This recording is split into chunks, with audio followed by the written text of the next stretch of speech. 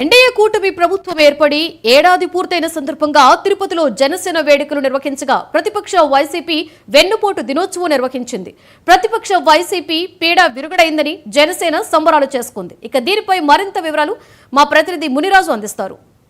NDA కూటమి పాలన ఏర్పడి రాష్ట్రంలో ఇప్పటికీ ఏడాది అవుతున్న సందర్భంగా జనసేన పార్టీ తిరుపతిలో పెద్ద ఎత్తున సంక్రాంతిని తలపించేలా వేడుకలు నిర్వహిస్తుంది. మరోవైపు వైసీపీ వెన్నుపోటు దినం పేరుతో భారీ నిరసన ర్యాలీ నిర్వహించింది. రెండు పార్టీలు కూడా ముఖ్యంగా తమ పార్టీలకు సంబంధించి ఎన్డీఏ కూటమిలో పూర్తి స్థాయిలో సుపరిపాలన ఏడాదిగా అందిస్తుందంటూ జనసేన పార్టీ చెప్తుండగా వైసీపీ మాత్రం ఎన్నికల్లో ఇచ్చినటువంటి ఎటువంటి హామీని కూడా నిర్వహించలేదనేసి ఆ పార్టీ ఆరోపిస్తుంది. అయితే సంక్రాంతి తలపించేలాగా ముగ్గుల పోటీలు నిర్వహించినటువంటి జనసేన పార్టీ సాయంత్రం దీపావళిలో తలపించేలాగా దీపాలు వెలిగించడంతో పాటు టపాకాయలు పేల్చి అంటే నరక చతుర్దశిని పూర్తి స్థాయిలో చేసుకునేలాగా కూడా ఆ పార్టీ సింబాలిక్గా దీపోత్సవాన్ని నిర్వహించబోతుంది.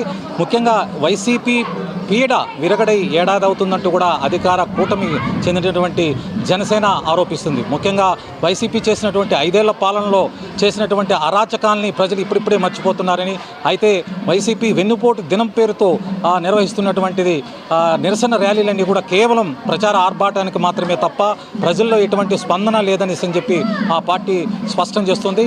మరోవైపు వైసీపీ మాత్రం ఎన్నికల్లో చంద్రబాబు నాయుడు అతని టీం పూర్తిగా ప్రజల్ని మభ్యపెట్టేలాగా ఎన్నికల హామీలు ఇచ్చి వాటిని నెరవేర్చడం లేదనేసి చెప్పి ఆరోపిస్తుంది.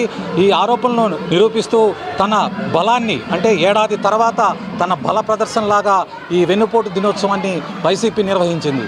అయితే తిరుపతిలో పోటాపోటీగా రెండు పార్టీలు అలాగే తెలుగుదేశం పార్టీ కూడా టెంకాయలు కొట్టి శ్రీవారి పాదాల చెంత టెంకాయలు కొట్టి తమ సంతోషాన్ని వెల్లడించింది. ఇలా మూడు పార్టీలు ముఖ్యంగా ప్రధాన పార్టీలైనటువంటి జనసేన, తెలుగుదేశం, వైసీపీ మూడు కూడా ఏడాది పాలన సందర్భంగా తమ తమ వైఖరులను వెల్లడిస్తూ తిరుపతిలో తమ బలాన్ని నిరూపించుకునే ప్రయత్నం చేశాయి. కెమెరామ్యాన్ తులసితో మునిరాజు, 99 టీవీ, తిరుపతి.